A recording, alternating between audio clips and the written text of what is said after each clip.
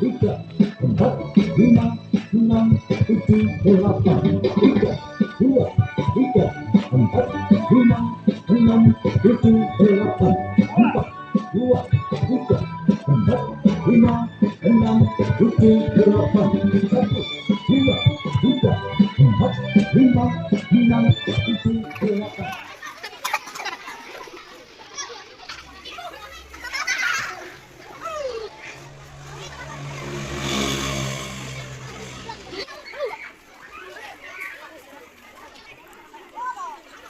Selamat makan.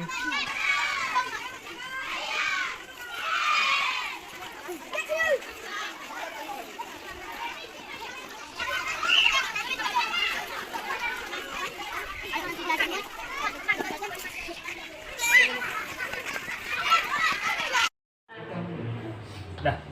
Oke.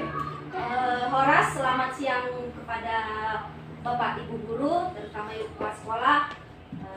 Saya ucapkan terima kasih waktunya untuk bisa kita di sini mendengarkan atau mengikuti pemaparan dari kami. Yang pertama yaitu kita buka acara kita sambutan dari Ibu Kepala Sekolah. Kepada Ibu Kepala Sekolah saya persilakan. Terima kasih kepada Ibu CGP dari STN 12 Hari itu yang mau sekarang berbagi ilmu kepada kita dan memanfaatkan waktu luang kita saat ini. Bapak Ibu semuanya, di sini Ibu CGP kita mau berbagi ilmu kepada kita apa yang mereka pelajari di program Guru Penggerak. Ini yang ada judulnya tentang budaya positif. Bapak Ibu, apa nanti yang disampaikan di sini? Mari kita petik hikmahnya dan kita laksanakan di dalam proses pembelajaran anak didik kita di sekolah kita yang kita cintai ini. Kemudian kepada Ibu berdua sebagai CGP, di sini Ibu sekarang mau berbagi ilmu kepada kami. Terima kasih atas usahanya membagikan ilmu yang diperoleh. Tetapi yang saya minta nanti kepada Bapak Ibu, Ibu sekarang membawa pengaruh yang positif kepada kami, budaya mengajak kami dengan cara Ibu membagikan ilmu ini, berarti secara langsung Ibu sudah mengajak kami untuk mempraktekkan budaya positif ini di sekolah ini. Jadi yang saya minta kepada Ibu berdua nanti, janganlah hanya di program ini kita pelajari ini, mari kita praktekkan nanti ilmu yang Ibu dapat di program guru penggerak ini di dalam menjalankan tugas kita. Nah, untuk itu saya berikan waktu kepada Ibu berdua untuk melanjutkan acara selanjutnya. Terima kasih. Terima kasih. Cara selanjutnya yaitu sambutan dari kedua CGP atau dari Ibu Nebaho dan saya sendiri. Pertama-tama kami ucapkan terima kasih kepada Ibu Kepala Sekolah dan teman-teman semua, Bapak Guru dan Ibu Guru. Terlebih mau meluangkan waktunya untuk kami berdua yang sedang dalam pendidikan guru penggerak. Untuk kedepannya Bapak Ibu, seperti yang saya tadi sampaikan, saya masih perlu atau kami masih perlu dukungan dari Ibu Kepala Sekolah terlebihnya dan teman-teman semua sampai ke bulan 12. Jadi untuk itu Bapak dan Ibu semua teman-teman, saya ucapkan terima kasih. Oke, ini seperti yang dibilang Ibu Melina tadi, kami hadir di sini itu karena dukungan Bapak Ibu Guru, dukungan dari kepala sekolah dan teman-teman, yang nantinya kami itu akan mengikuti pendidikan hingga bulan 12. Kiranya nanti apa yang kami pelajari dapat kami terapkan di sekolah ini, dapat kita terapkan juga di sekolah ini, kita bisa berbagi ilmu. Nah, semuanya itu atas dukungan Bapak Ibu kami bisa berdiri sampai saat ini, bisa melakukan saat ini karena kita itu saling mendukung satu sama lain. Di sini kami Bapak Ibu berkolaborasi, yaitu menyampaikan pemaparan kami, berkolaborasi dengan teman saya, kebetulan materinya sama. Jadi nanti kami berbagi dengan teman saya sampai di mana nanti pemaparan saya akan dilanjut oleh teman saya. Terima kasih. Cara selanjutnya itu langsung ke pemaparan oleh Ibu Nebaho. Pada Ibu saya persilakan. Oke, baik Bapak Ibu. Di sini materi kita adalah penyebaran pemahaman penerapan pengalaman budaya positif. Maksudnya ini adalah penerapannya dalam kehidupan kita di kelas ya Bapak Ibu. Budaya positif yang kami pelajari ada beberapa bagian. Nah, sebelum kita mulai pembelajaran kita, ada baiknya kita senyum dulu 15 menit. Senyum, 15 detik ya. Senyum. Oke, lanjut Bu. Konsep inti dari budaya positif yang akan kami paparkan, yang pertama, perubahan paradigma belajar. Yang kedua, disiplin positif. Yang ketiga, nilai-nilai kebajikan. Yang keempat, motivasi perilaku manusia. Dan yang kelima, keyakinan kelas. Keenam, kebutuhan dasar manusia. Ketujuh, posisi kontrol guru. Dan kedelapan, segitiga restitusi. Yang saya akan jelaskan adalah poin 1, 2, 3, 4. Kalau poin yang 4 ini Bapak Ibu, kita sudah melaksanakannya. Nanti akan dipaparkan oleh teman saya, akan dijelaskan oleh teman saya. Yaitu contohnya membuat kesepakatan kelas Bapak Ibu. Selanjutnya, seperti tadi yang ada masalah untuk nomor 8 itu, untuk menenangkan anak-anak ataupun ada masalah yang terjadi anak-anak, yaitu segitiga restitusi. Ya Bapak Ibu. Yang pertama itu tentang perubahan paradigma belajar. Anda adalah A. Di sini kita disuruh bergerak sendiri. Kita sendiri A. Tugas Anda adalah mengepalkan salah satu tangan. Coba Bapak Ibu salah satu tangan kita. Ayo. Sudah. Coba Anda bayangkan bahwa Anda menyimpan sesuatu di dalam telapak tangannya, ataupun yang berharga kita simpan di dalam tangan kita ini. Anda perlu menjaganya supaya benda tersebut sekuat tenaganya, kita menjaganya Supaya bagaimana? Supaya nantinya dalam kehidupan kita ibaratnya seperti anak didik itu, kita di tangan kita yang membuat mereka ataupun mengarahkan mereka. Kemudian tugas B, rekan kita atau yang di samping kita, coba dengan segala cara untuk membuka kepalan tangan. Coba kita kepal dulu Bapak Ibu. Ibaratnya siswa itu kita kepal. Coba kita buka kepalan tangan teman kita. Tapi kepalan tangan kita ini kita usahakan supaya sekuat mungkin. Bagaimana sekuat mungkin? Coba tangan temannya dulu membuka. Itu kan cara Bapak Ibu. Oke.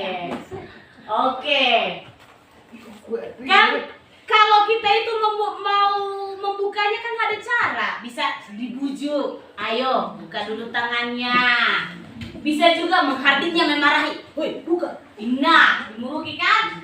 Baru mengintimidasi. Bisa juga memarahinya. Cepat buka tangannya, begitu.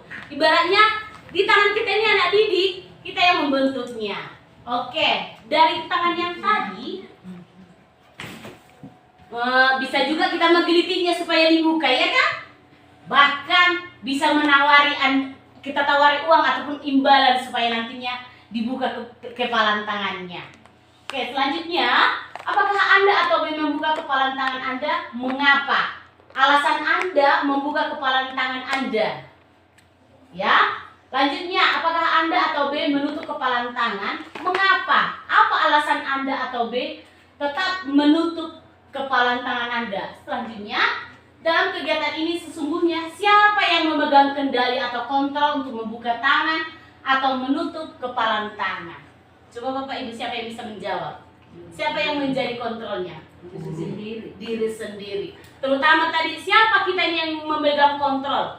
Memegang kontrol untuk anak didik itu adalah kita, Bapak Ibu guru, ya.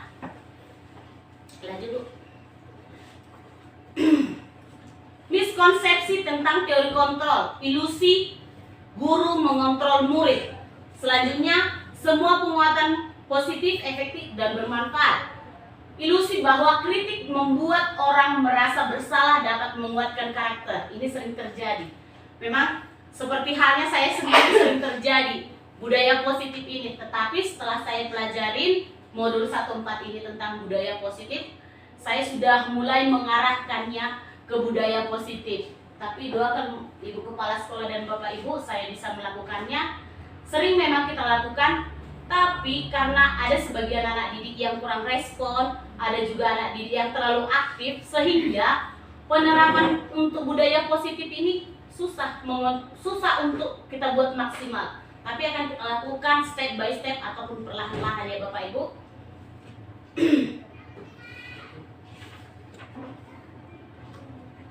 Oke. Stimulus respon tentang dunia, realitas kebutuhan kita sama. Kalau teori kontrol tentang dunia ini kebalikannya.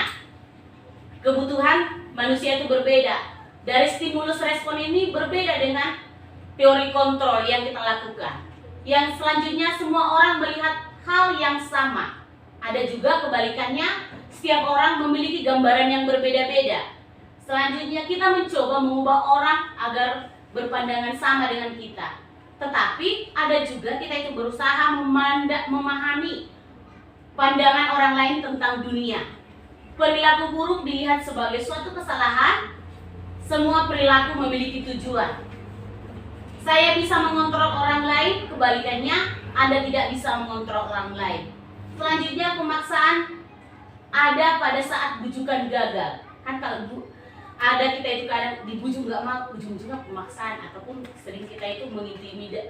Sering anak didik itu kita lihat mengintimidasi ataupun langsung membalik faktakan ataupun mengasih solusi yang salah dengan temannya. Selanjutnya, kebalikannya adalah berkolaborasi dan konsensus menciptakan pilihan-pilihan baru. Selanjutnya, disiplin positif. Materinya adalah disiplin positif. Disiplin itu mengacu pada disiplin diri yang memiliki tanggung jawab terhadap apa yang dilakukan berdasarkan nilai-nilai yang diyakini. Disiplin positif merupakan salah satu cara penerapan disiplin yang bertujuan menumbuhkan kesadaran serta memberdayakan peserta didik tanpa imbalan atau penghargaan ataupun ancaman ataupun hukuman. Sebagai pendidik, tujuan kita dalam menciptakan peserta didik yang memiliki disiplin diri sehingga mereka berperilaku mengacu kepada nilai-nilai kebijakan universal dan memiliki motivasi intrinsik dalam perubahan perilaku ke arah yang lebih baik. Nilai-nilai kebajikan. Inilah contoh nilai kebajikan. Nilai kebajikan menurut profil pelajar Pancasila kita sudah tahu. Beriman dan bertakwa kepada Tuhan, berakhlak mulia, berbineka global, gotong royong, mandiri, kreatif, dan bernalar kritis. Kalau menurut EBO Primary Years Program, ada itu nilai kebajikannya toleransi, rasa hormat, integritas, mandiri, menghargai, antusias, empati, keingintahuan, kreativitas, kerjasama, dan percaya diri. Keterampilan hidup dapat dipercaya, lurus hati, pendengar yang aktif, tidak merendahkan orang lain. Motivasi perilaku manusia. Motivasi intrinsik itu untuk menjadi orang yang mereka inginkan dan menghargai diri kita sendiri dengan nilai-nilai yang mereka percaya. Kalau ekstrinsik untuk mendapat imbalan atau penghargaan dari orang lain. Selanjutnya untuk menghindari ketidaknyamanan ataupun hukuman. Ini Bapak Ibu. Hukuman itu bisa tidak direncanakan ataupun tiba-tiba. Pengertian dari hukuman, murid tidak tahu apa yang terjadi ataupun tidak dilibatkan, bersifat satu arah. Kalau hukuman, konsekuensi terencana, kita yang merencanakan apa itu yang menjadi konsekuensi. Kan mau kayak gitu.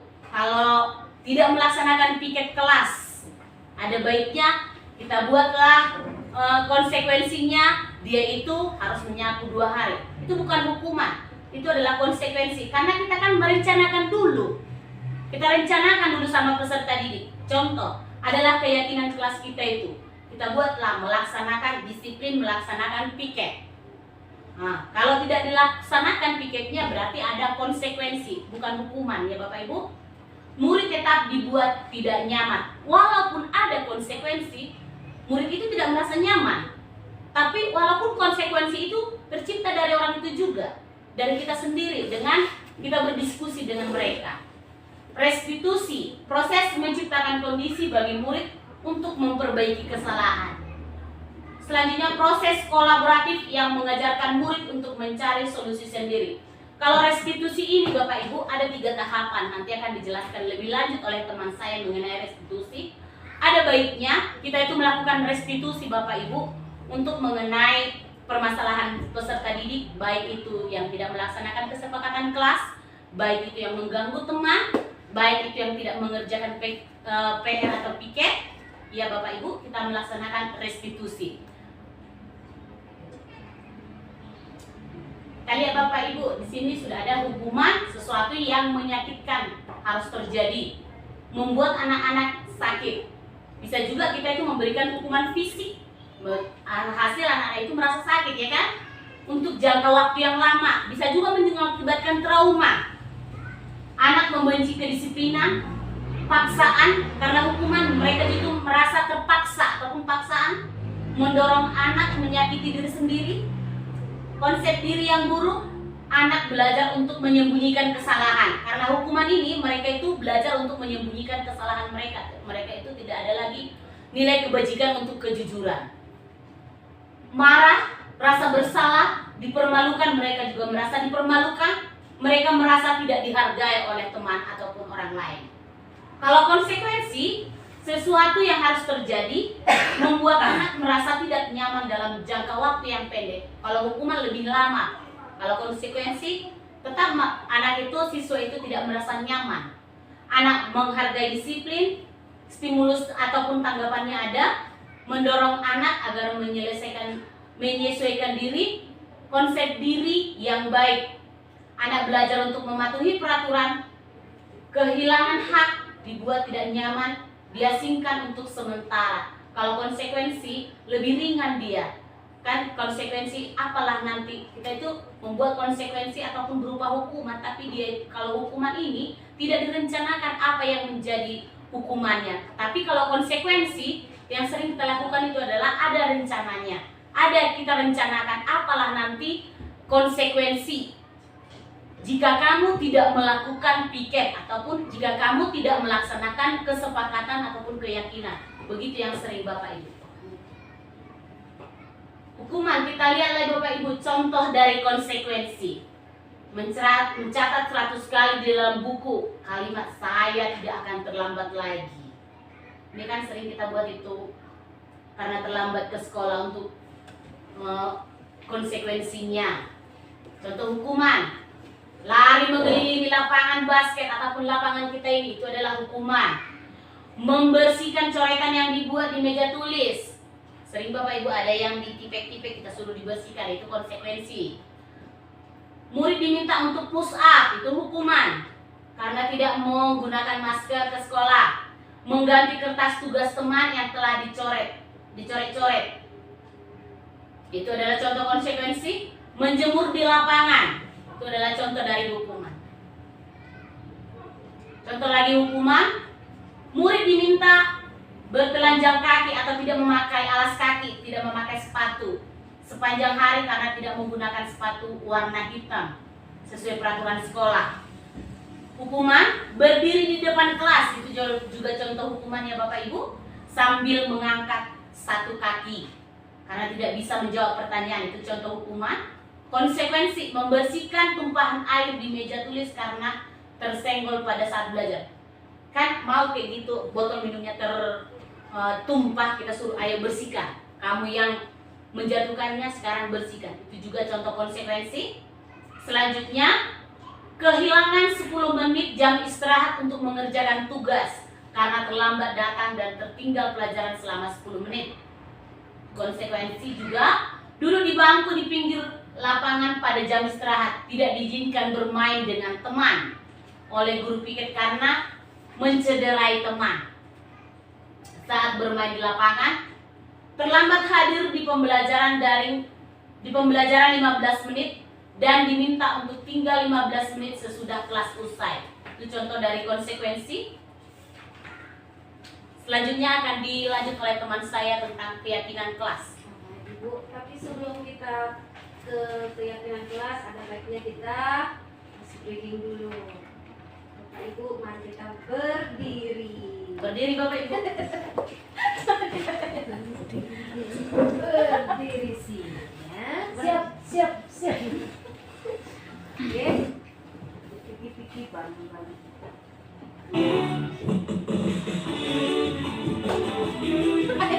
Ayo Bapak Ibu.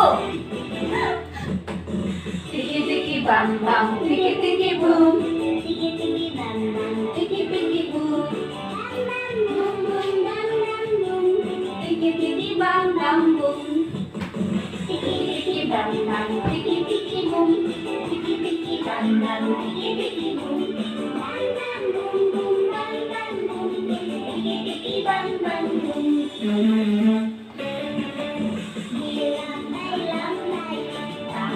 Dilambai-lambai, digulung-gulung, tangan digulung-gulung, tangan diputar-putar, digoyang-goyang, digoyang-goyang, digoyang-goyang, digoyang-goyang.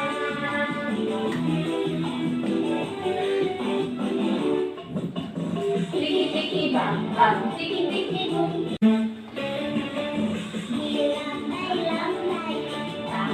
Dilambai-lambai, digulung-gulung, tangan digulung-gulung, tangan diputar-putar, digoyang-goyang, digoyang-goyang, digoyang-goyang, digoyang-goyang.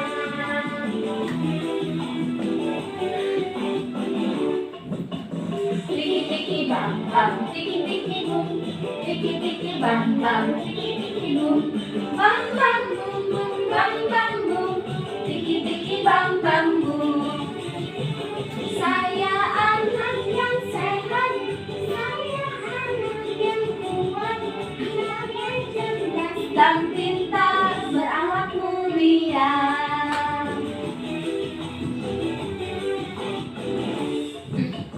Tiki bang bang, tiki boom, tiki bang bang, tiki boom, bang bang boom boom, bang bang boom, tiki bang bang boom, tiki bang bang boom, tiki bang bang boom. Kita Ibu. Akan dilanjutkan oleh teman saya.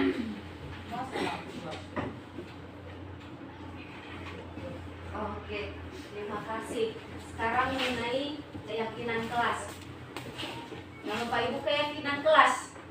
Mungkin hal ini bukan lagi hal yang baru untuk kita, apalagi mengenai kesepakatan kelas. Nah, sebelum kita masuk ke keyakinan kelas, ada yang mau ditanya tentang ini, Bapak Ibu?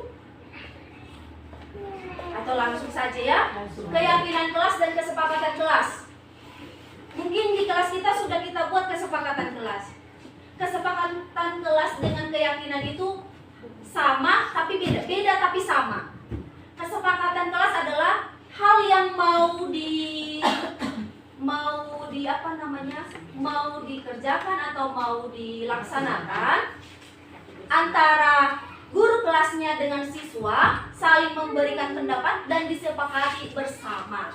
Nah, berbeda dengan peraturan kelas. Kalau kita dulu mungkin peraturan kelas. Peraturan kelas itu adalah sesuatu hal yang harus dikerjakan dan diperoleh dari ibu guru itu sendiri, tidak diminta pendapat dari muridnya atau siswanya.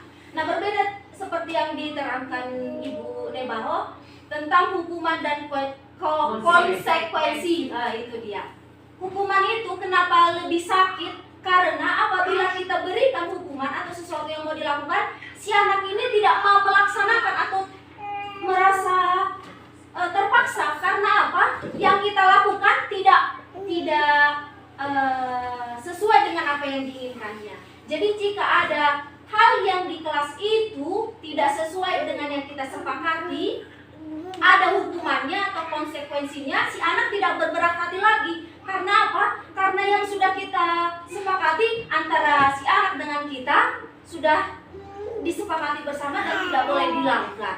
Jadi apapun hukumannya, apapun konsekuensinya, si anak pun tidak akan berberat hati. Seperti itu. Nah, mengapa keyakinan yang tadi? Kenapa keyakinan kelas, mengapa bukan peraturan kelas? Seperti yang tadi saya terangkan. Keyakinan kelas itu kesepakatan atau kegiatan-kegiatan ataupun beberapa yang mau dilaksanakan antara si murid dan guru yang telah disepakati bersama. Dan kebanyakan kita guru itu tidak meminta, bukan dari kita saja yang mau kita laksanakan, tapi apa saja minat, apalagi kegiatan dari si anak itu yang kita catat. Itu dia. Lanjut Ibu. Pembentukan keyakinan kelas. Yang pertama itu bersifat abstrak berupa pernyataan universal. Terus dibuat dalam pernyataan positif. Contohnya pernyataan positif ya Bu. Dulu kan peraturan kelas dilarang. Banyak di situ kata dilarang atau tidak boleh. Nah, kata tidak boleh sekarang sudah harus diganti dengan pernyataan yang positif atau dengan istilahnya mengajak. Contohnya peraturan kelas kita tidak boleh terlambat ke kelas, tidak boleh terlambat sekolah, seperti itu kan. Jadi dibuat dalam pernyataan positif ini. Pernyataan positif istilahnya dihapus kata tidak boleh, dihapus juga dengan kata larang. Dibuatlah dalam pernyataan positif dengan mengajak. Contohnya tadi tidak boleh terlambat sekolah, diubahlah menjadi datang ke sekolah tepat waktu. Itu dia. Ada lagi yang lain, tidak boleh kalau anak-anak, pasti anak saya dengan anak ibu sama, tidak boleh bercakap kotor, Ina. Katanya, kata murid-murid kita itu kebanyakan tidak boleh bercakap kotor, Ibu. Nah, kita ganti tidak bolehnya itu dengan pernyataan positif. Apalah itu? Bisa menghargai teman kelas, atau iya, berbicara sopan santun. Makanya kata tidak boleh dan dilarang itu diganti jadi pernyataan positif. Itu dia. Terus bersifat abstrak. Abstrak itu kan sudah tahu kita, Ibu, yang nyata. Yang nyata, contoh tadi kan tidak datang tepat waktu. Datang tepat waktu. Kan memang abstrak itu, Ibu. Tidak hanya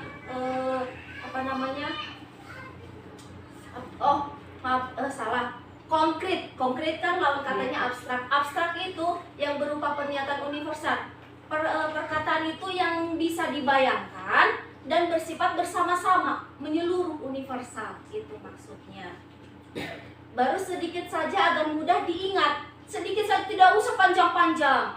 Seperti tadi kan, datang tepat waktu, bersikap sopan, berbicara sopan. Seperti itu maksudnya. Sedikit saja agar mudah diingat.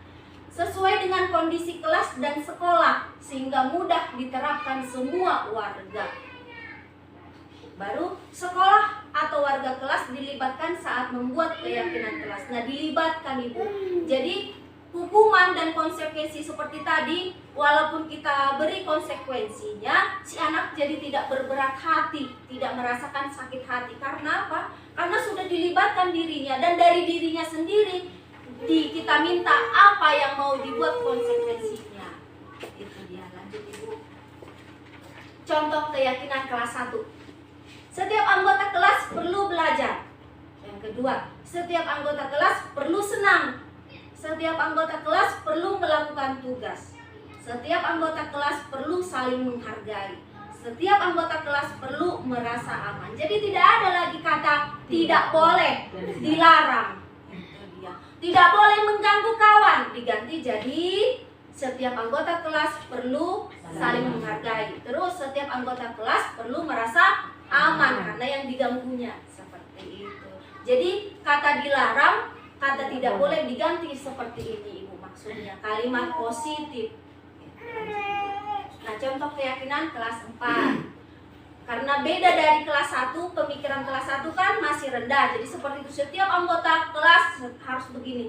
Jadi kalau kelas 4 sudah kelas tinggi, kita buatlah agak lebih tinggi kalimatnya. Berpikir positif atau berdoa dan jujur. Terus fokus belajar. Yang ketiga, menghormati orang lain dan tolong menolong. Yang keempat, bertanggung jawab terhadap tugas. Itu dia. Lanjut, Ibu.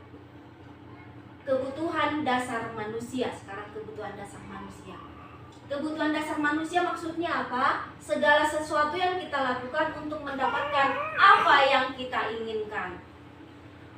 Apa ini? Sebelum iya itu tertentu, dan semua usaha terbaik yang kita lakukan adalah dalam rangka agar kebutuhan dasar kita terpenuhi dengan baik. Lanjut, Ibu. 5 kebutuhan dasar manusia. Yang pertama, bertahan hidup. Yang kedua, kasih sayang dan rasa diterima. Yang ketiga, penguasaan. Bertahan hidup apa saja itu? Pastinya makan, pakaian, tempat tinggal, keamanan, dan kesehatan. Kasih sayang dan rasa diterima, dipedulikan, berbagi, dan kerjasama. Kalau penguasaan, harga diri, keinginan untuk dianggap, memimpin, berprestasi, dan diakui. Yang keempat adalah kebebasan. Bagiannya adalah mandiri, memiliki pilihan, mencoba hal baru. Dan yang kelima adalah kesenangan. Kesenangannya meliputi bermain, humor, dan tertawa. Itulah 5 kebutuhan dasar manusia. Studi kasus. Studi kasus. Ibu Melati, guru wali kelas 3A di SD Pelita Hati, sedang bingung menghadapi ulah salah satu murid di kelasnya, si Lukman. Beberapa anak di kelas A telah datang padanya dan mengeluhkan Lukman yang seringkali meminta bekal makan siang mereka dengan paksa.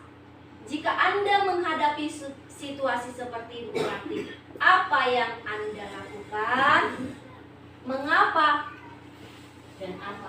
Dan apa alasan Luqman melakukan itu? Nah, dalam kasus Luqman, apabila jawaban Luqman ketika ditanya oleh Ibu Melati adalah karena ia lapar dan orang tuanya tidak membawakan bekal makan siang, maka kebutuhan dasar yang berusaha dipenuhi oleh Luqman adalah kebutuhan bertahan hidup. Seperti itu. Nah, ini untuk studi kasus Ibu Melati. Lanjut.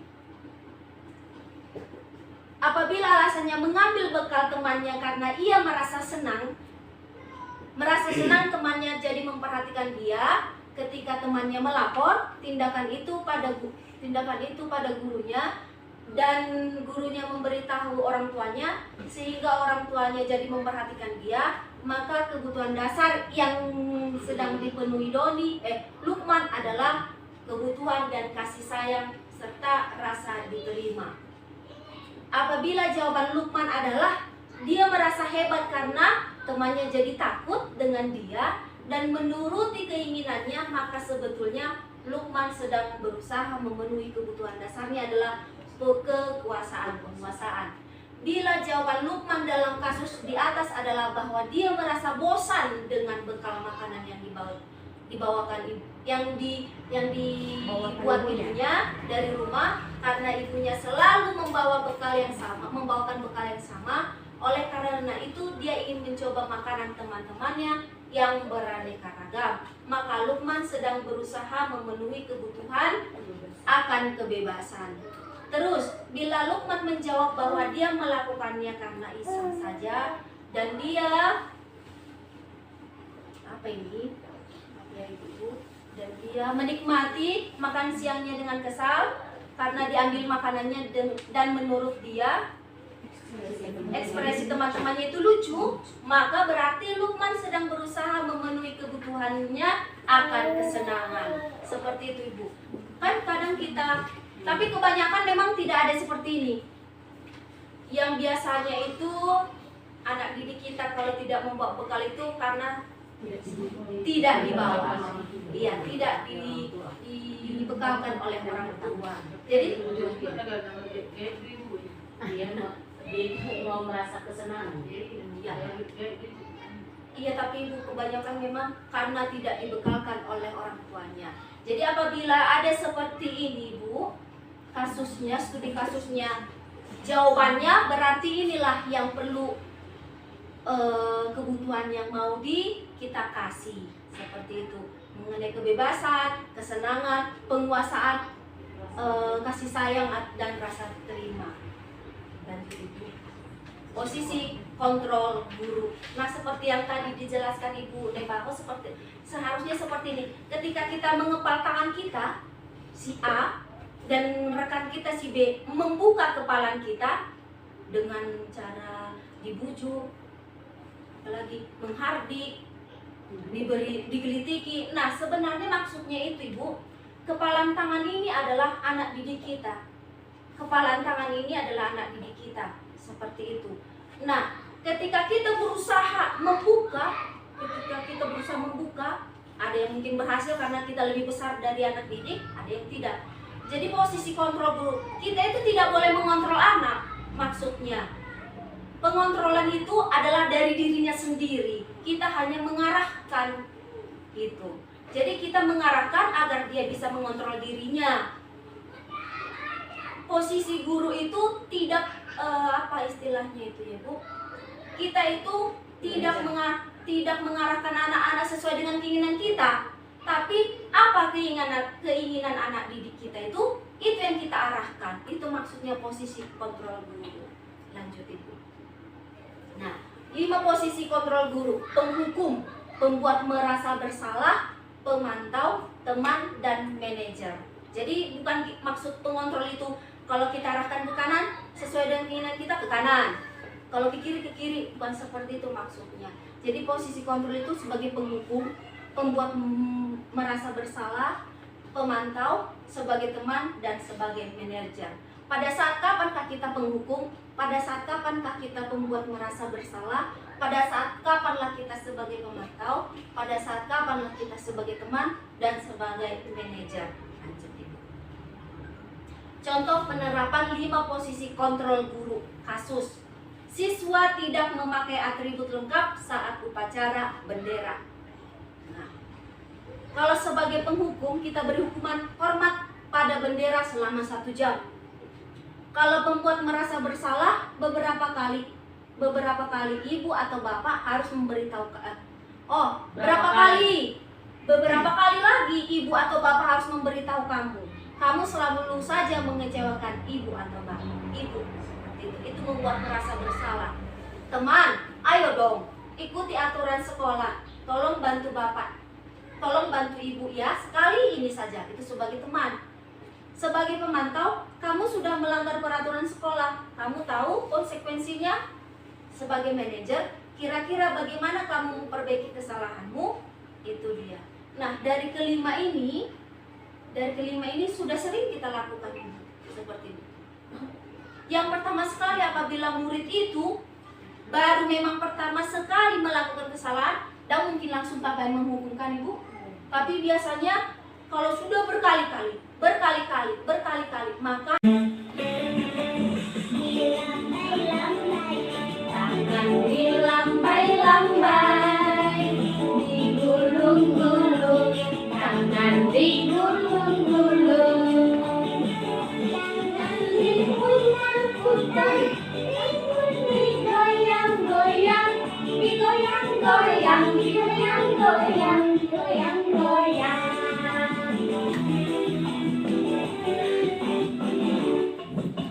Tiki-tiki bam bam, tiki-tiki boom, tiki-tiki bam bam, tiki-tiki boom, bam bam boom boom, bam bam boom, tiki-tiki bam bam boom. Saya anak yang sehat, saya anak yang kuat, anak yang cerdas dan pintar, berakhlak mulia.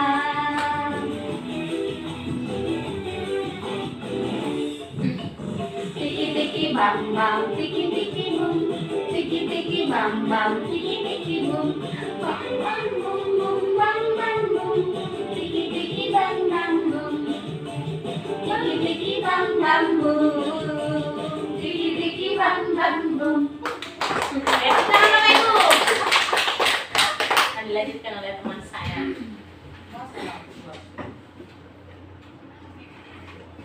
Oke, terima kasih. Sekarang mengenai keyakinan kelas. Yang Bapak Ibu, keyakinan kelas. Mungkin hal ini bukan lagi hal yang baru untuk kita, apalagi mengenai kesepakatan kelas. Nah, sebelum kita masuk ke keyakinan kelas, ada yang mau ditanya tentang ini Bapak Ibu? Atau langsung saja ya? Keyakinan kelas dan kesepakatan kelas. Mungkin di kelas kita sudah kita buat kesepakatan kelas. Kesepakatan kelas dengan keyakinan itu sama tapi beda, beda tapi sama. Kesepakatan kelas adalah hal yang mau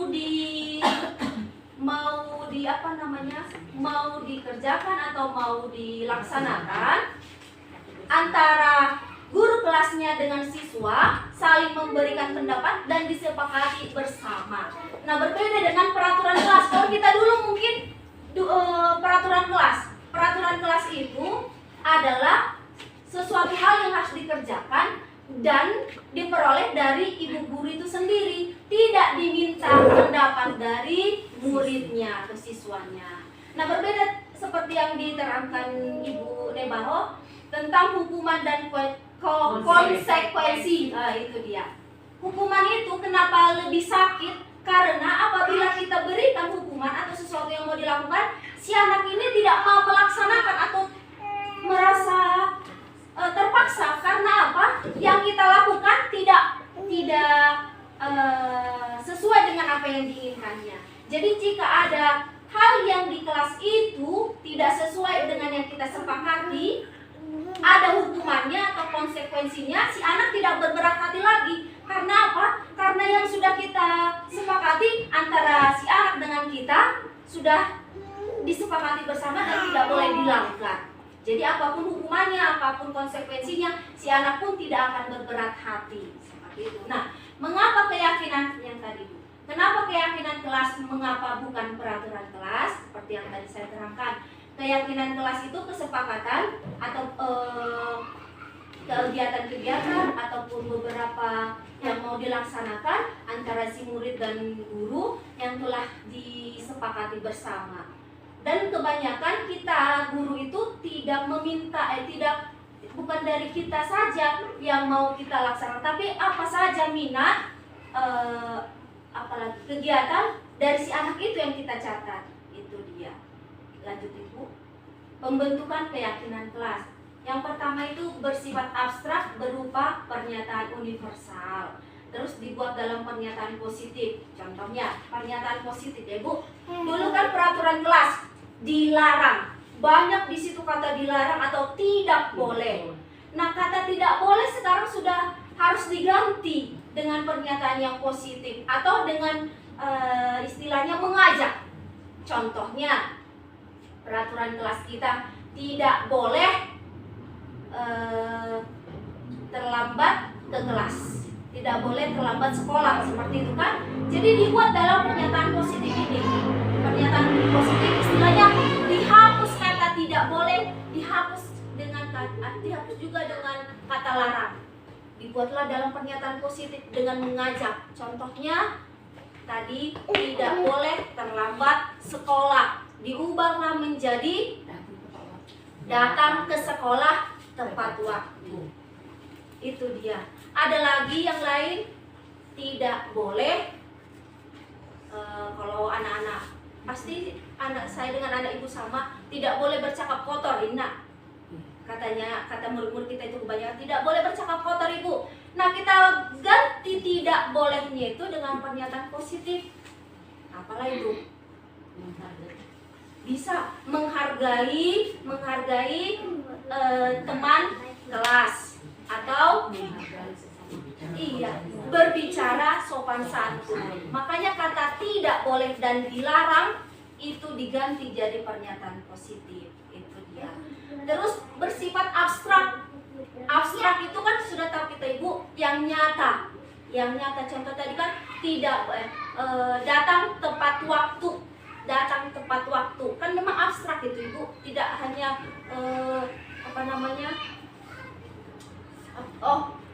salah. Konkret kan lawan katanya abstrak. Abstrak itu yang berupa pernyataan universal. Perkataan itu yang bisa dibayangkan dan bersifat bersama-sama, menyeluruh, universal. Itu maksudnya. Baru sedikit saja agar mudah diingat. Sedikit saja, tidak usah panjang-panjang. Seperti tadi kan, datang tepat waktu, bersikap sopan, berbicara sopan. Seperti itu maksudnya. Sedikit saja agar mudah diingat. Sesuai dengan kondisi kelas dan sekolah, sehingga mudah diterapkan semua warga. Baru sekolah atau warga kelas dilibatkan saat membuat keyakinan kelas. Nah, dilibatkan Ibu.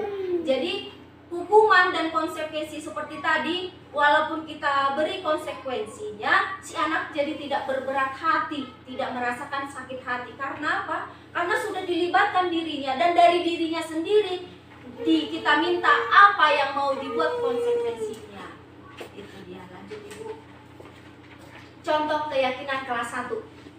Setiap anggota kelas perlu belajar. Yang kedua, setiap anggota kelas perlu senang. Setiap anggota kelas perlu melakukan tugas. Setiap anggota kelas perlu saling menghargai. Setiap anggota kelas perlu merasa aman. Jadi tidak ada lagi kata tidak boleh, dilarang. Tidak boleh mengganggu kawan, diganti jadi setiap anggota kelas perlu saling menghargai. Terus setiap anggota kelas perlu merasa aman karena yang diganggunya. Seperti itu. Jadi kata dilarang, kata tidak boleh diganti seperti ini Ibu maksudnya. Kalimat positif. Nah, contoh keyakinan kelas 4. Karena beda dari kelas 1, pemikiran kelas 1 kan masih rendah. Jadi seperti itu, setiap anggota kelas harus begini.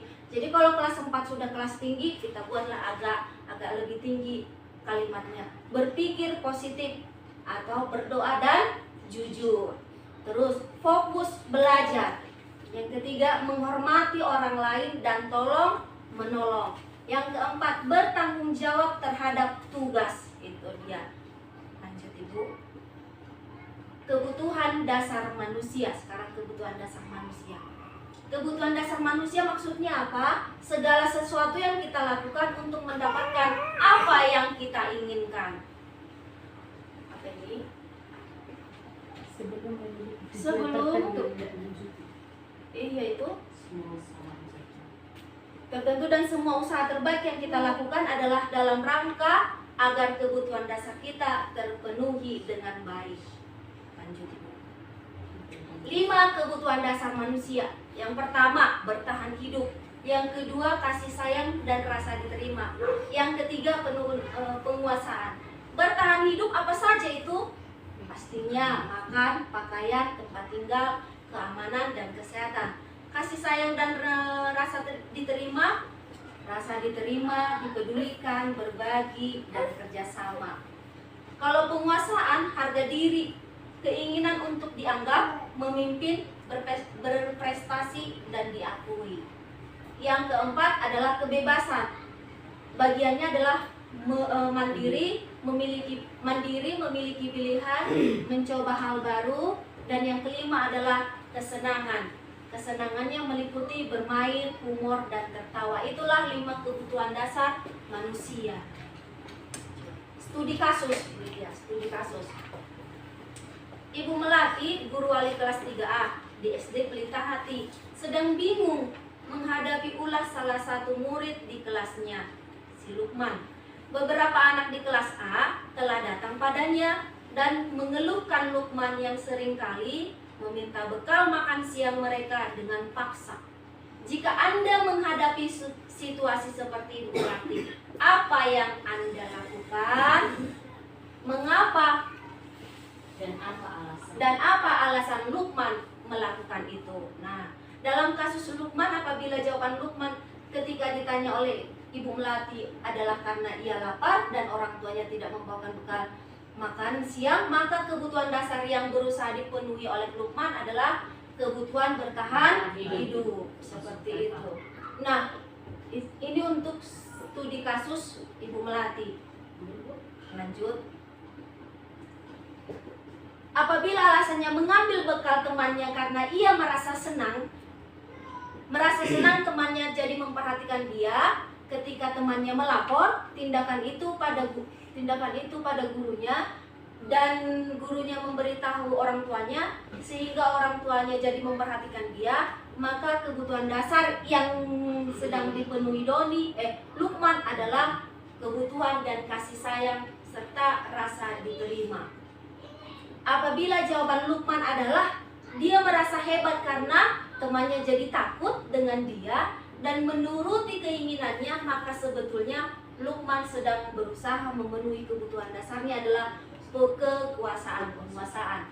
Bila jawaban Lukman dalam kasus di atas adalah bahwa dia merasa bosan dengan bekal makanan yang dibawakan ibu, yang dibuat ibunya dari rumah, karena ibunya selalu membawakan bekal yang sama. Oleh karena itu dia ingin mencoba makanan teman-temannya yang beraneka ragam. Maka Lukman sedang berusaha memenuhi kebutuhan akan kebebasan. Terus bila Lukman menjawab bahwa dia melakukannya karena iseng saja dan dia dan dia menikmati makan siangnya dengan kesal karena diambil makanannya dan menurut dia ekspresi teman-temannya itu lucu, maka berarti Lukman sedang berusaha memenuhi kebutuhannya akan kesenangan. Seperti itu Ibu. Kan kadang kita, tapi kebanyakan memang tidak ada seperti ini. Yang biasanya itu anak didik kita kalau tidak membawa bekal itu karena tidak dibawa. Iya, tidak dibekalkan oleh orang tua. Jadi dia mau merasa kesenangan. Iya, tapi Ibu kebanyakan memang karena tidak dibekalkan oleh orang tuanya. Jadi apabila ada seperti ini Ibu, kasusnya, studi kasusnya Jawabannya berarti inilah yang perlu kebutuhan yang mau kita kasih, seperti itu, mengenai kebebasan, kesenangan, penguasaan, kasih sayang dan rasa terima. Dan itu posisi kontrol guru. Nah, seperti yang tadi dijelaskan Ibu Debaho, seharusnya seperti ini. Ketika kita mengepal tangan kita, si A dan rekan kita si B membuka kepalan kita dengan cara dibujuk, apalagi menghardik, digelitiki. Nah, sebenarnya maksudnya itu, Ibu, kepalan tangan ini adalah anak didik kita. Kepalan tangan ini adalah anak didik kita, seperti itu. Nah, ketika kita berusaha membuka, ada yang mungkin berhasil karena kita lebih besar dari anak didik, ada yang tidak. Jadi posisi kontrol guru, kita itu tidak boleh mengontrol anak, maksudnya.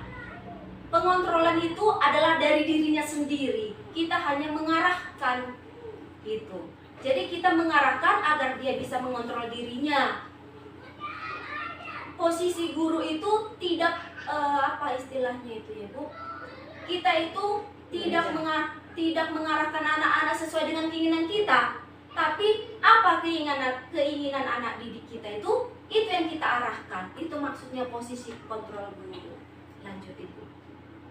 Nah, 5 posisi kontrol guru: penghukum, pembuat merasa bersalah, pemantau, teman, dan manajer. Jadi bukan maksud pengontrol itu kalau kita arahkan ke kanan sesuai dengan keinginan kita ke kanan, kalau ke kiri, bukan seperti itu maksudnya. Jadi posisi kontrol itu sebagai penghukum, pembuat merasa bersalah, pemantau, sebagai teman, dan sebagai manajer. Pada saat kapankah kita penghukum? Pada saat kapankah kita pembuat merasa bersalah? Pada saat kapanlah kita sebagai pemantau? Pada saat kapanlah kita sebagai teman dan sebagai manajer? Lanjut, Ibu. Contoh penerapan 5 posisi kontrol guru. Kasus: siswa tidak memakai atribut lengkap saat upacara bendera. Nah, kalau sebagai penghukum kita beri hukuman hormat pada bendera selama 1 jam. Kalau pembuat merasa bersalah, beberapa kali ibu atau bapak harus memberitahu beberapa kali lagi ibu atau bapak harus memberitahu kamu selalu saja mengecewakan ibu atau bapak. Itu membuat merasa bersalah. Teman, ayo dong ikuti aturan sekolah, tolong bantu bapak, tolong bantu ibu ya, sekali ini saja. Itu sebagai teman. Sebagai pemantau, kamu sudah melanggar peraturan sekolah, kamu tahu konsekuensinya.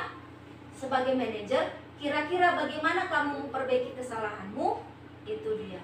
Nah, dari kelima ini sudah sering kita lakukan seperti ini.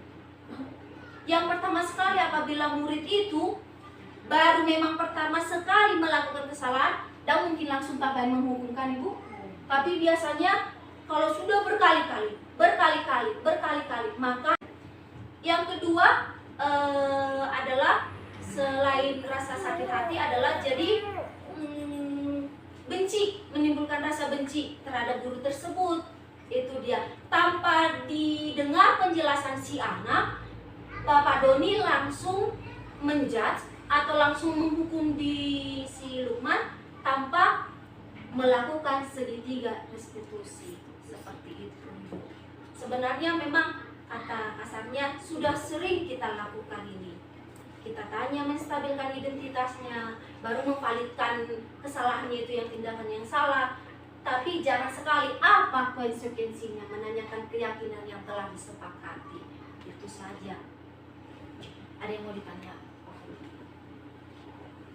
Langsung ini aja, udah siap pemaparan. Kalau ada yang mau bertanya langsung sih. Sedikit Bapak Ibu, ada yang mau saya tambah ya Bapak Ibu mengenai segitiga restitusi. Sedikit ya Bu, menstabilkan tentang segitiga restitusi. Pertama-tama kan menstabilkan identitas. Kalau sudah kita stabilkan, contoh adalah anak yang piket, yang nggak ngerjakan piket gitu. Nah, kita bawa dia, kita panggil face to face kita dengan anak itu, bukan di depan temannya. Kita tanya, kita stabilkan dulu. Contoh yang berantem juga seperti itu. Kenapa, Bang? Istilah orang Batak itu kita anju dulu, kita elek gimana alamnya. Kita tanya dulu kenapa alasannya. Baru setelah divalidasi, nanti otomatis kan kayak tadi lah yang dilakukan Ibu. Di sana sudah ada segitiga restitusi waktu istirahat itu. Nah, pertama kan ditanya dulu kenapa. Tapi awalnya biar anak-anak itu mau menjawabnya dengan baik. Ibu juga pernah melakukan kesalahan, kawan-kawan juga pernah melakukan kesalahan. Kenapa, Bang? Nanti akan dijelaskan, divalidasi tindakan yang salahnya. Baru masuk keyakinan kelas. Kira-kira keyakinan kelas mana yang kamu langgar? Baru nantinya kita itu akan membuatnya lagi, membuat pertanyaan. Kira-kira mulai kapan kamu akan melaksanakannya? Kalau udah dibilang lah, kesalahan saya seperti ini. Oh, kamu sadar ya kesalahannya. Nah, kira-kira kalau untuk memperbaiki kesalahanmu, apa yang mau kau lakukan? Ada kan minta maaf, ada memperbaiki kesalahan. Kira-kira mulai kapan kamu akan memperbaiki? Kira-kira begitu untuk keyakinan kelas. Ya Bapak Ibu, terima kasih.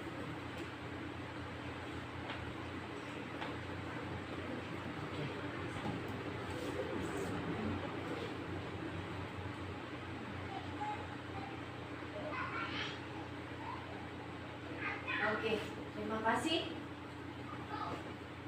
Terima kasih kepada Bapak Ibu Guru, terlebih kepala sekolah yang telah mendengarkan pemaparan kami mengenai penerapan budaya positif. Penutupnya adalah dalam penerapan program disiplin positif, hendaknya guru memiliki standar kepribadian, profesional, dan sosial yang baik, di mana guru mampu merefleksi dirinya dalam posisi kontrol saat ini.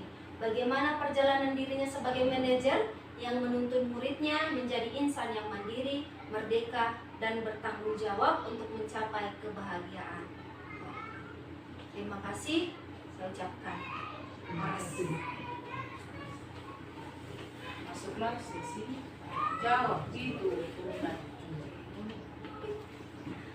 Baik Bapak Ibu, jika ada yang ingin ditanyakan, kami siap waktu Bapak Ibu. Mungkin ada yang mau ditanyakan?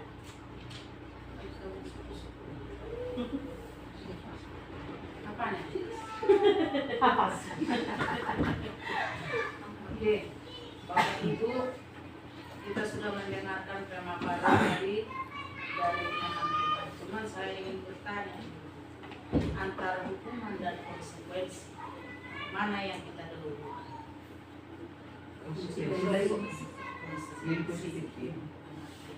Apakah itu kita lakukan di kelas? Tidak, Ibu. Sering kita melakukan hukuman. Hanya sering kita lakukan hukuman. Nah, kemudian Bapak Ibu, ini secara umum saya hanya memberikan penguatan, saya nggak bertanya. Hanya memberikan penguatan agar apa yang disampaikan oleh Ibu berdua bermanfaat dan ada tindak lanjutnya, ada hasilnya yang nampak, hasil dari pemaparan ini bagi kita. Mereka sudah membagikannya kepada kita. Kemudian Bapak Ibu, yang ingin saya tanya, kita sudah membuat kesepakatan kelas. Apakah kesepakatan kelas yang kita susun itu sudah sesuai dengan norma yang terdapat di situ tadi? Mari kita cek kembali kesepakatan kelas kita itu. Jangan lagi ada sehari itu tidak boleh ribut. Nah, berarti sesuai enggak itu? Berarti tidak cocok. Tidak boleh, tidak atau tidak dapat, atau apa dia bilang, tidak boleh mencuri.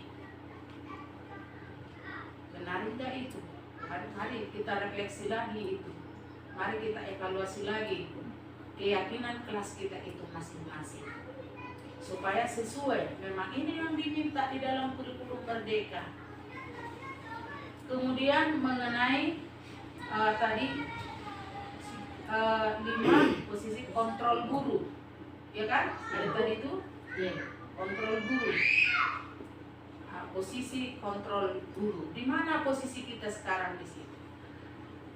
Di antara yang 5 itu, penghukum, pembuat merasa bersalah, teman, pemantau, manajer. Kalau tadi Ibu Meli menyatakan di tempat ini dulu kita lakukan baru ke penghukum.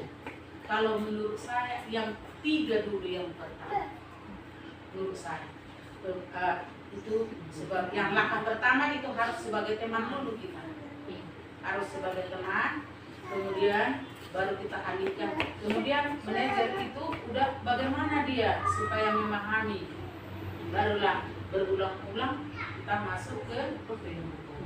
Di sini Bapak Ibu, kalau menurut saya ini sudah dipaparkan oleh Pak Sastro hari itu mengenai budaya positif, cuma kita sepele hari ini. Penghukum ini harus kita hindari, ini harus kita hindari sebagai penghukum. Jadi kita terapkan itu Bapak Ibu. Saya yakin Bapak Ibu semua lebih pintarnya. Saya lebih tahu. Kita terapkan lagi itu di kelas. Tetapi bukan berarti kita kalau kita hindari sebagai penghukum hilang wibawa kita. Tidak. Inilah memang tugas berat kita di era peralihan dari kurikulum ini sekarang ke kurikulum baru. Seandainya dari sejak kelas 1 ini mulai mengenal pendidikan mereka, diarahkan ini semua pasti lebih mudah sama kita. Tapi ini sudah datang di tengah. Kelas turun baru mulai. Kelas ada 2 menana. Di sini kita yang menjadi tambah tugas berat kita.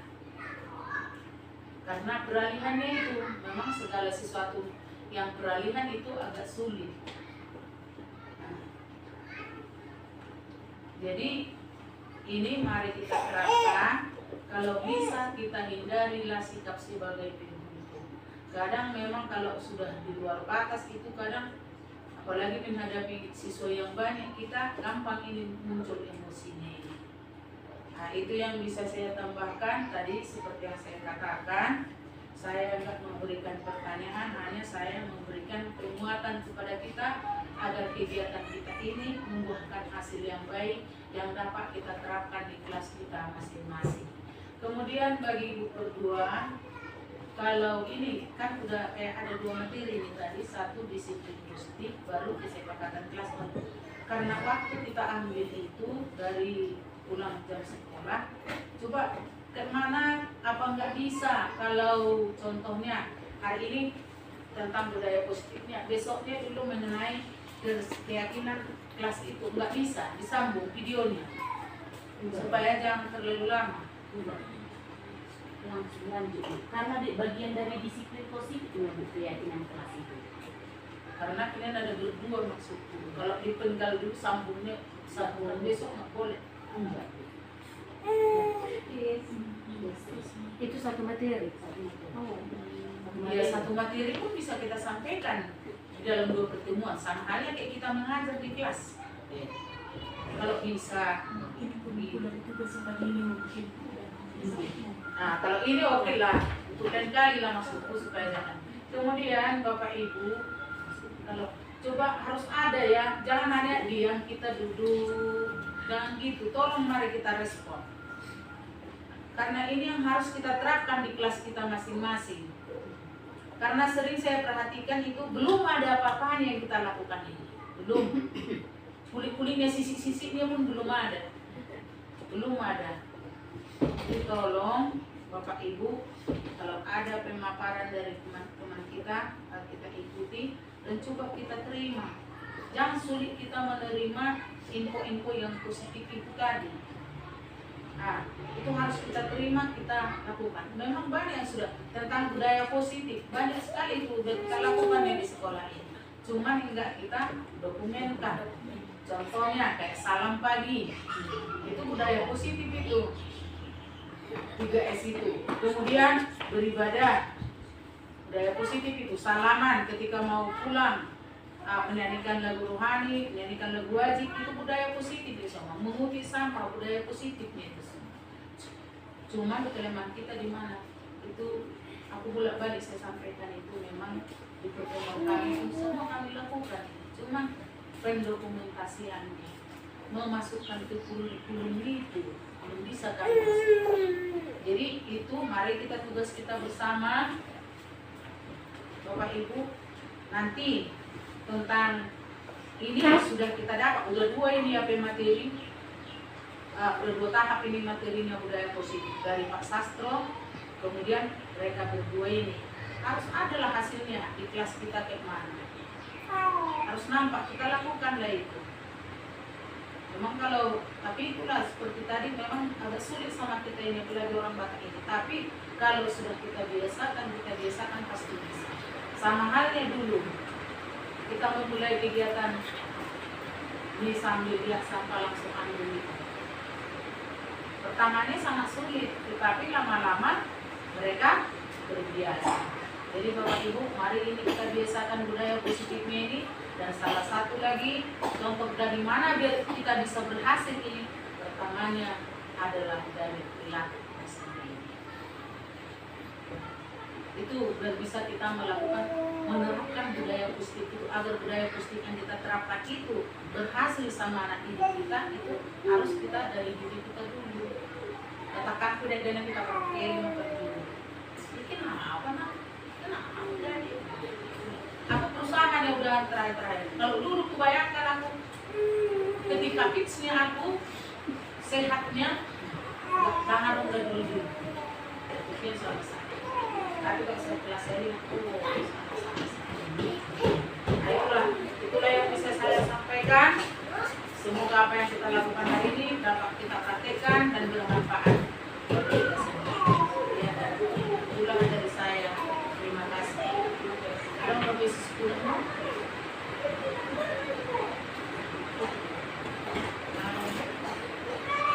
Baik Bapak Ibu, terima kasih buat kesempatan, buat waktu yang diberikan kepada saya.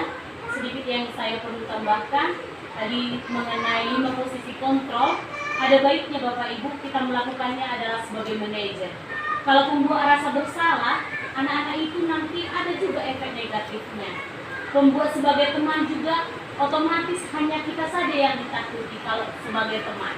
Ada baiknya katanya yang kami pelajari Bapak Ibu, kita sebagai manajer, kita tanya dulu, kenapa, baru sama halnya dengan segi 3 tadi. Kenapa, apa solusinya, kira-kira bagaimana kamu untuk memperbaiki kesalahan.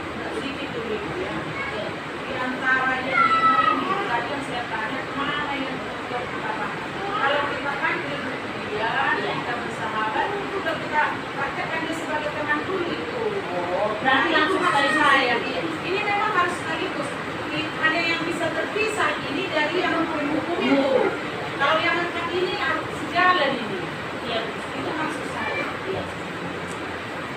Seperti halnya tadi yang Ibu bilang itu, ada hal baiknya kita lakukan yang 4 itu ya Bapak Ibu, jangan kita menjadi penghukum. Kita lakukan dalam kehidupan kita, dalam kelas kita, supaya nantinya budaya positif itu dapat tercipta di kelas kita dan di sekolah kita. Terima kasih Bapak Ibu.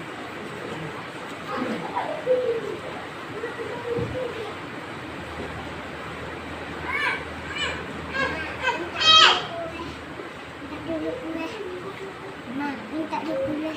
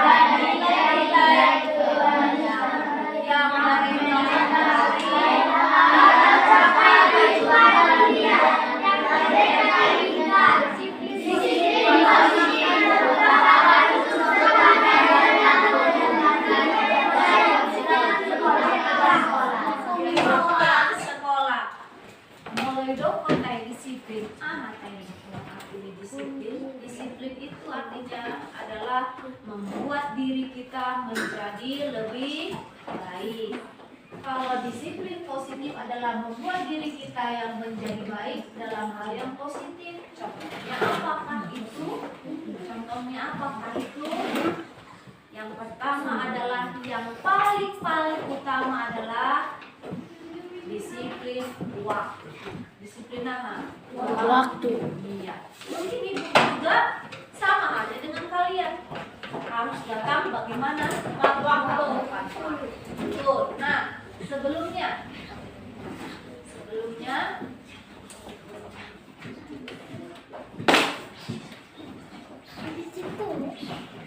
setelah oke. Nah,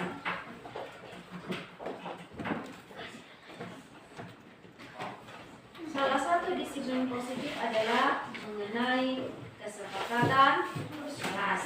Kesepakatan apa? Kelas. Nah, apa itu kesepakatan kelas, Ibu? Kesepakatan kelas adalah hal-hal yang kita sepakati bersama untuk membuat kita lebih baik. Contohnya, kesepakatan kelas yang kita buat di dalam kelas apa? Iya, seperti itu. Seperti itu. Nah, Ibu bagikan dulu. Ini. Ada lemnya, nanti tempelkan di papan tulis. Makanya jangan dipegang lemnya. Nah, tuliskan. Iya, nah tuliskan kesepakatan kelas kita. Tuliskan apa saja yang harus kita lakukan, yang harus kita taati bersama di dalam kelas dan kita sepakati bersama.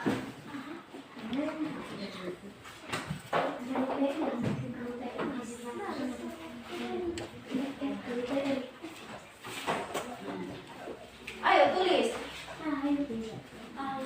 Apa keyakinan kelas atau kesepakatan kita di dalam kelas yang harus kita sepakati bersama? Contoh tadi sudah dikatakan si Rada. Satu saja. Satu saja. Ya.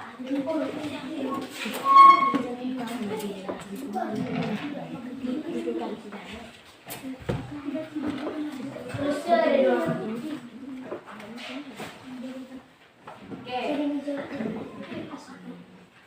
Setelah kalian buat, kalian tulis, tempelkan di sini. Tempelkan di papan tulis. Seperti itu. Kalau sudah siap, apa saja keyakinan atau kesepakatan kelas kita yang harus kita sepakati di dalam kelas? Ingat.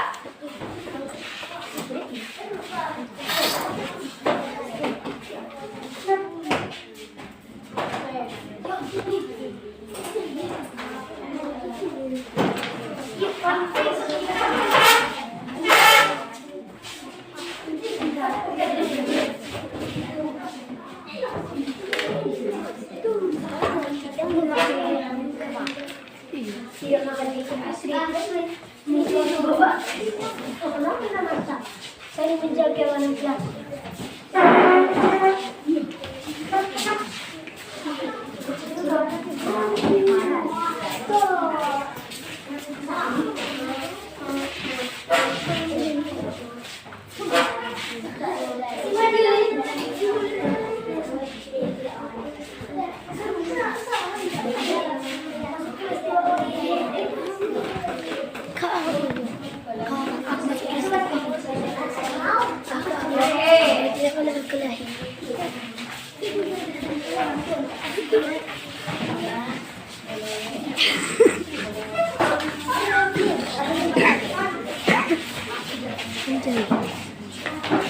Bapak tujuh.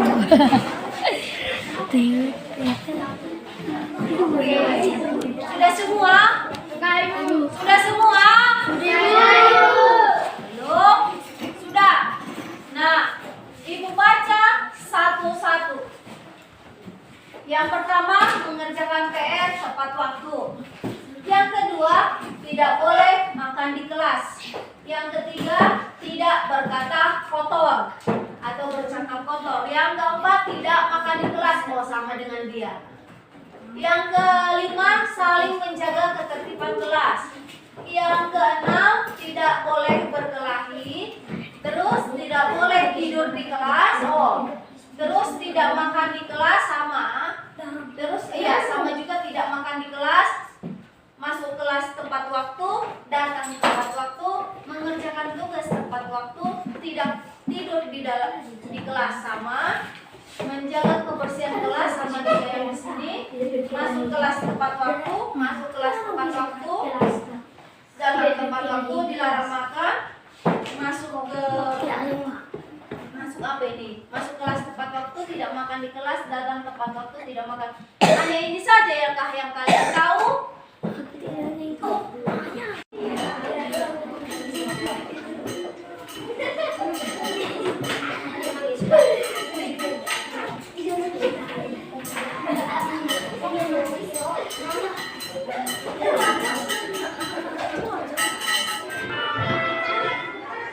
Kalian tahu kenapa kalian dipanggil? Kenapa Jeng David? Bertanya, berkelana kalian sampai bertumbuk. Siapa duluan?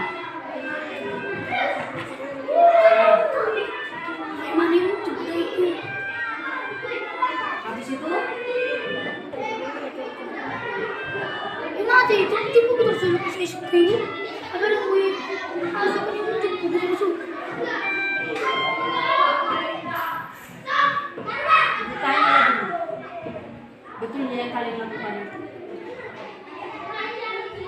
Apalah yang pernah Ibu bilang mengenai kesepakatan kelas kita? Salah satunya apa? Salah satunya apa yang kita buat kesepakatan kelas kita?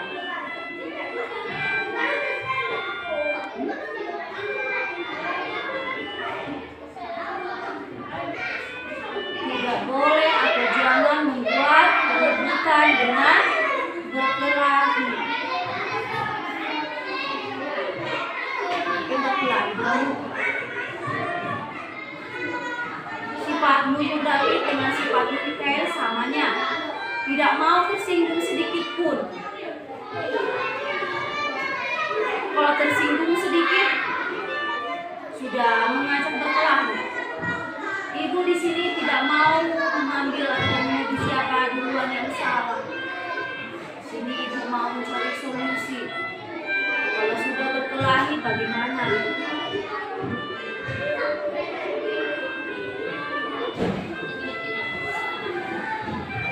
Biasanya nggak ada manusia yang sempurna, kadang mau tersinggung. Seperti ibu, kadang juga ibu maunya marah. Nggak ada semua yang sempurna. Jadi kalian sudah tahu kesalahan kalian di mana? Tahu, Mikael?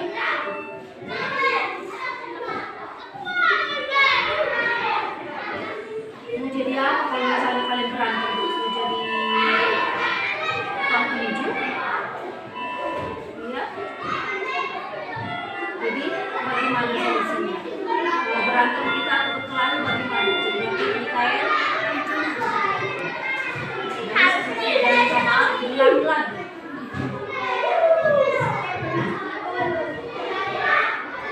Kalau sudah tahu kesalahannya, lakukanlah.